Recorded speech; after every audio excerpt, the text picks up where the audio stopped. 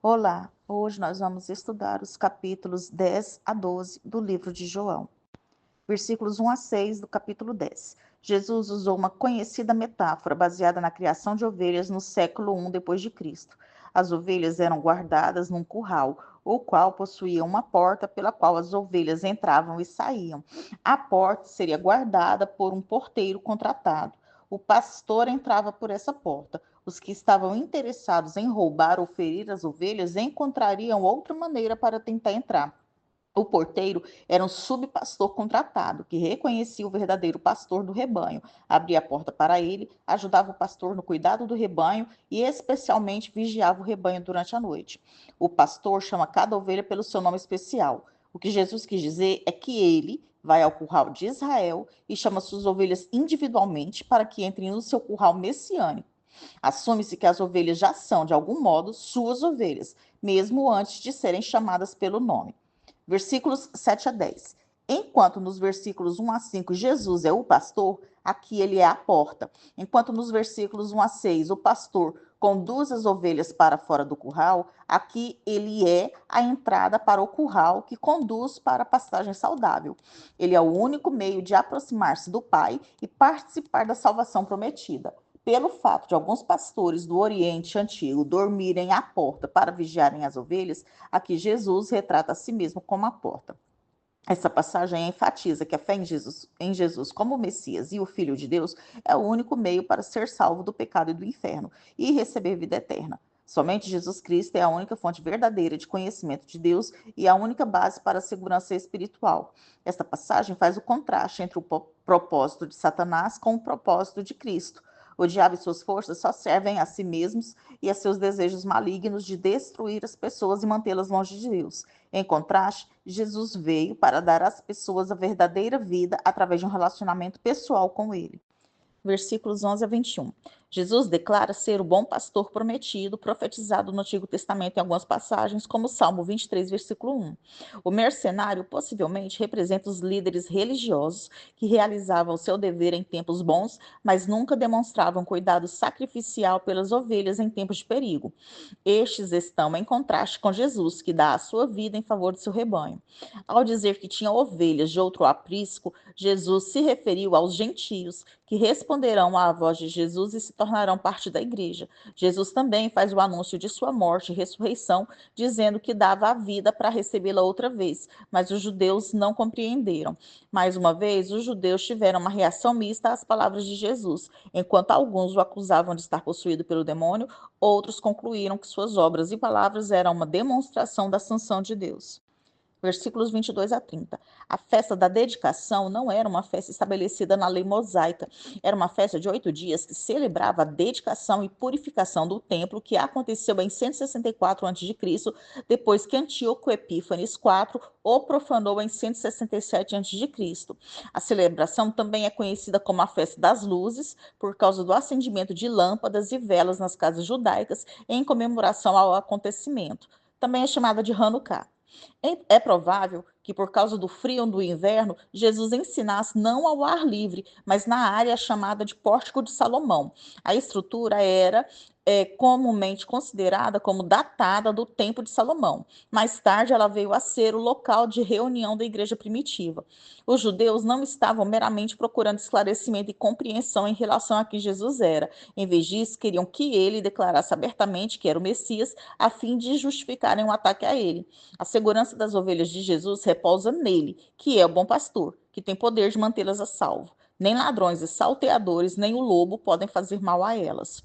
O versículo 29 deixa claro que, em última análise, o Pai está por trás da segurança das ovelhas, pois ninguém é capaz de roubá-las de Deus, que tem o controle soberano de todas as coisas. A reivindicação de Jesus de que ele e o Pai são um equivale a uma reivindicação da divindade.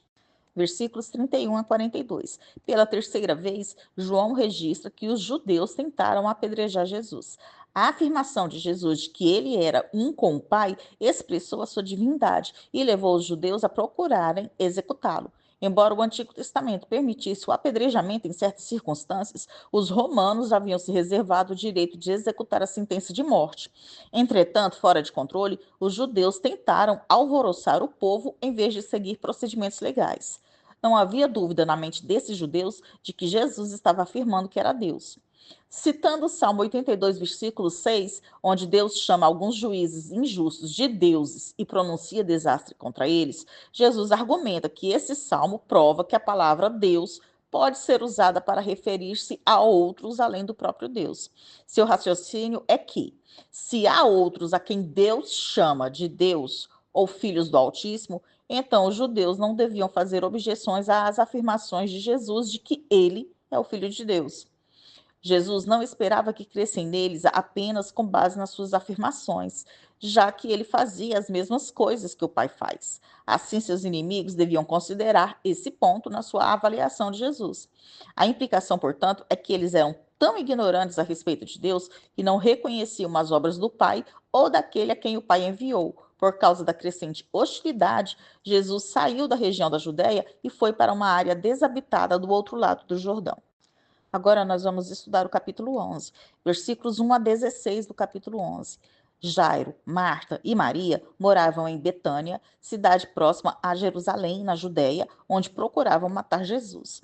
Uma vez enviada a Jesus a mensagem que Jesus estava na Transjordânia e Lázaro morava perto de Jerusalém. Então a mensagem provavelmente levou um dia inteiro para chegar a Jesus. Certamente, por onisciência, Jesus já sabia da condição de Lázaro.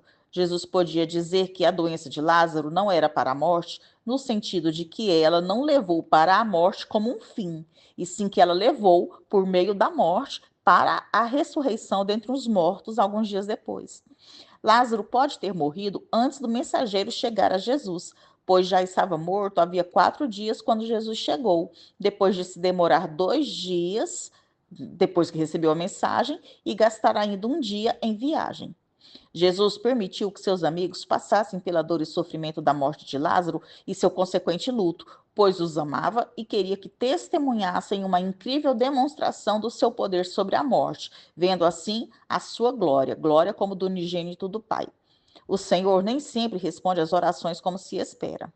Se Jesus é a luz do mundo, então andar de dia significa andar na luz que Jesus concede, isto é, andar em comunhão com Ele, crendo e obedecendo às suas palavras. Em contraste, andar de noite significa andar longe de Jesus, não crendo nem obedecendo a Ele.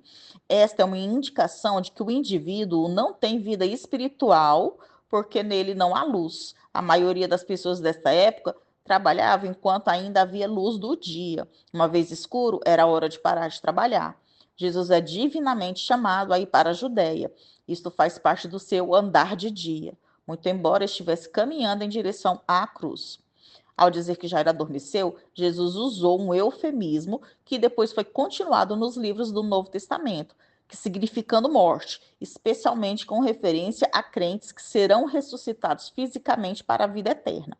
A ressurreição de Lázaro teve como objetivo fortalecer a fé em Jesus como Messias e o Filho de Deus, em face da forte rejeição dele por parte dos judeus. As palavras de Tomé refletem devoção leal e, ao mesmo tempo, pessimismo a respeito do fato de que todos eles provavelmente morreriam. Versículos 17 a 27. Embora o sepultamento geralmente ocorresse logo após a morte, algumas fontes judaicas posteriores indicam uma crença de que a alma paraiva sobre o corpo por 3 dias, esperando para entrar nele novamente, até que por fim desistia e partia. Se os muitos judeus que tinham ido consolar a Marta e a Maria eram de Jerusalém, isso demonstra que a família delas tinha uma posição social considerável. Marta deu um testemunho da confiança no poder de Jesus para curar, ao dizer que se Jesus estivesse com eles, Lázaro não teria falecido. Jesus diz a ela que Lázaro ressurgiria e ela novamente demonstra fé, mas ela se referiu à ressurreição no final dos tempos e não em uma ressurreição imediata. Jesus não diz simplesmente que vai realizar a ressurreição ou que ele será a causa da ressurreição, o que também é verdadeiro, mas diz algo muito mais forte: eu sou a ressurreição e a vida. A ressurreição dos mortos e a vida eterna genuína em comunhão com Deus estão tão intimamente ligadas para Jesus que estão incorporadas nele e somente podem ser encontradas no relacionamento com ele. Consequentemente, quando ele diz quem crê em mim, implica fé pessoal nele. Marta, então, faz uma declaração de fé em Jesus. Aquele que crê não morrerá eternamente, pois no fim triunfará sobre a morte. Marta, então, faz uma declaração de fé em Jesus, confessando que, não que ele é um profeta, mas que ele é o Cristo, o Messias prometido no Antigo Testamento, o qual Israel aguardava. Versículos 28 a 37. O mestre era um modo natural para um discípulo se referir a Jesus antes de sua ressurreição. Os cemitérios judaicos se situavam fora das cidades e vilarejos. Era costume dos parentes e amigos ir frequentemente ao túmulo para chorar durante os 3 dias de luto e os 4 dias de lamentação. Assim, quando Maria se levantou para ir até Jesus, todos pensaram que ela tinha ido se lamentar no túmulo. Ao encontrar Jesus, Maria expressou fé no que teria acontecido se Jesus tivesse chegado antes de seu irmão morrer. Jesus agitou-se com profunda tristeza pela morte de seu amigo e pela dor que seus amigos estavam sofrendo. Além disso, a esta tristeza de Jesus somou-se a indignação pela maldade da morte e um profundo sentimento de admiração pelo poder de Deus, que estava prestes a fluir por intermédio dele para triunfar sobre a morte. Jesus se uniu à tristeza de seus amigos com sincero pesar e chorou, mesmo ciente de que ressurreição e alegria em breve chegariam. Isso mostra a humanidade de Jesus. Versículos 38 a 44. O túmulo era de pedra. No século I a.C., esse tipo de túmulo era comum em Israel. Uma caverna ou uma rocha era escavada, o piso interno era nivelado e eram feitos degraus em leve declive. Recortavam-se ou construíam-se prateleiras no interior da área a fim de sepultar os membros da família. Uma pedra era rolada na entrada para evitar que animais ou ladrões de cemitério entrassem. Embora os judeus usassem especiarias aromáticas, não tinham o costume de embalsamar o corpo, mas usar esses produtos para disfarçar os odores repulsivos da decomposição. Eles enrolavam o corpo em lençóis de linho, acrescentando especiarias nas dobras. Os judeus não enrolavam o corpo firmemente como era feito com as múmias egípcias, mas deixavam os lençóis mais soltos e enrolavam a cabeça separadamente. Jesus orara antes, pois ele queria mostrar que o poder vem do Pai e ele dá graças pela resposta à sua oração. Ele tem o cuidado de relacionar este milagre à sua missão como Messias. Jesus chamou Lázaro para fora e falou alto o suficiente para que todos os que estivessem ali pudessem ouvir.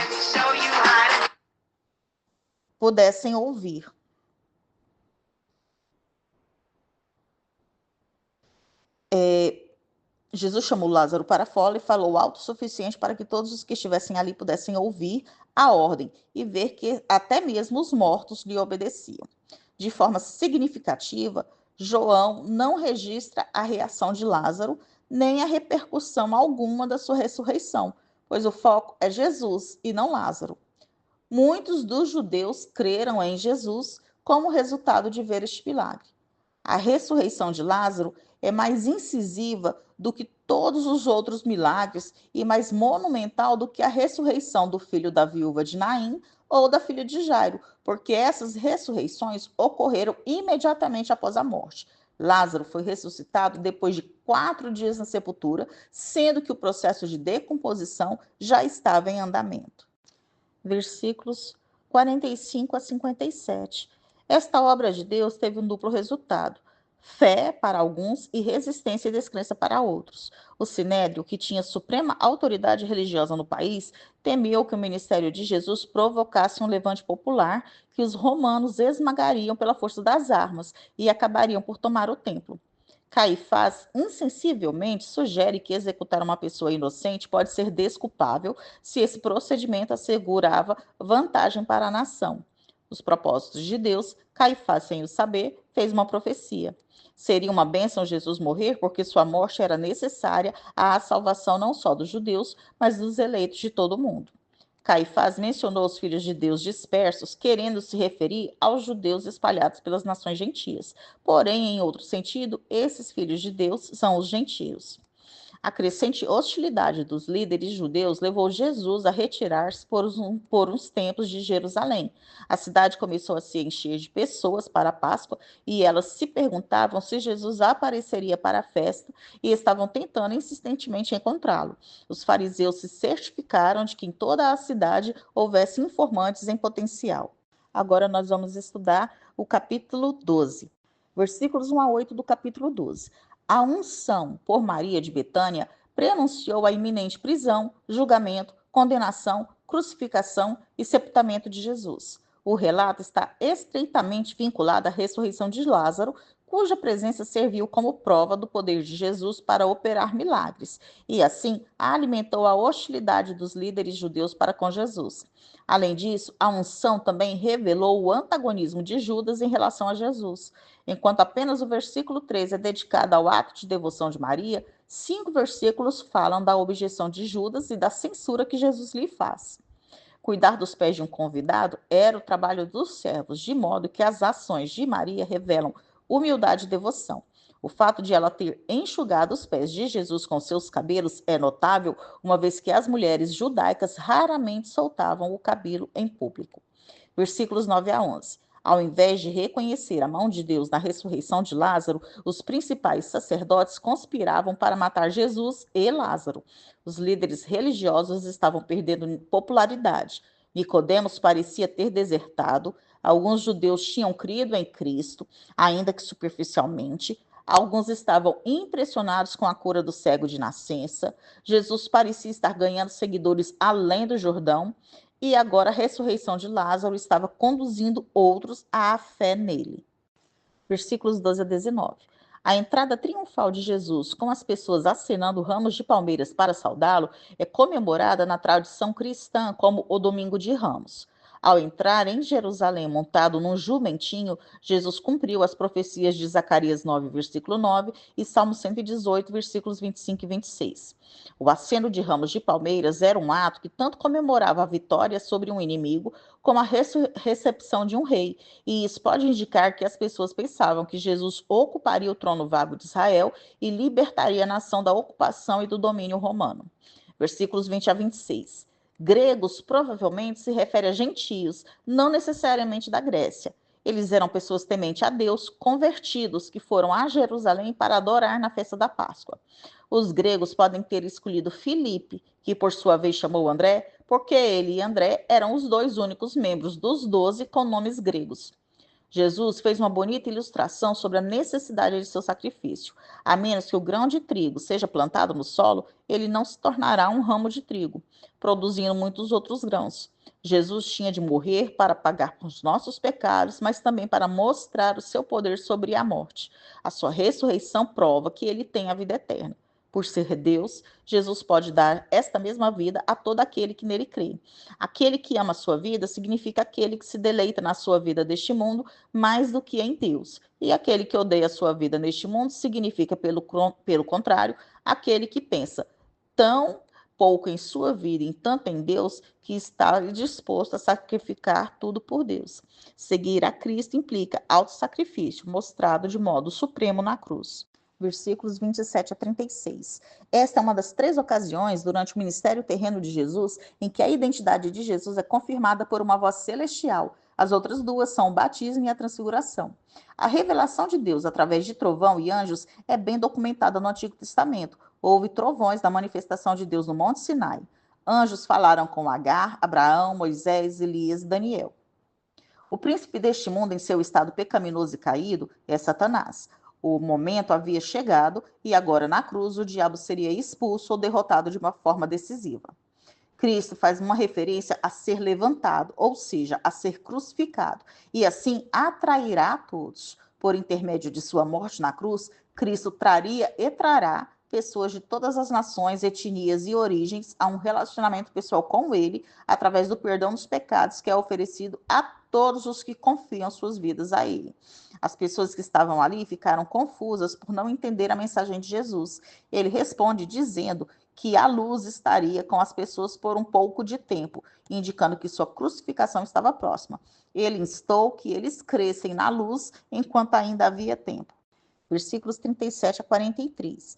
João dá a explicação bíblica para a descrença em tão grande escala e tão catastrófica da parte do povo judeu. A explicação é que a descrença não apenas foi prevista na Escritura, mas requerida por ela. No versículo 38, João cita Isaías 53, versículo 1. E no versículo 40, ele cita Isaías 6, versículo 10. Ambas as passagens enfatizam o plano soberano de Deus no endurecimento judicial de Israel. Embora Deus tenha predestinado esse juízo, não foi a parte da responsabilidade e culpabilidade humanas. Isaías tinha recebido uma visão da glória de Deus entronizado e profetizou a respeito do divino servo sofredor. Enquanto o povo parecia confiar em Jesus com muito mais sinceridade e fervor, os líderes de Israel que creram nele demonstravam fé inadequada, irresoluta e até mesmo falsa. Os líderes tinham uma fé tão fraca que se recusaram a tomar qualquer atitude que ameaçasse a posição que tinham na sinagoga. Versículos 44 a 50. Esta seção resume a mensagem de Jesus e comunica o seu apelo final, concluindo a primeira seção principal do Evangelho de João. A expressão "me enviou" pressupõe a ideia judaica de representação, segundo a qual a identidade de um mensageiro não se distingue da identidade de quem o enviou.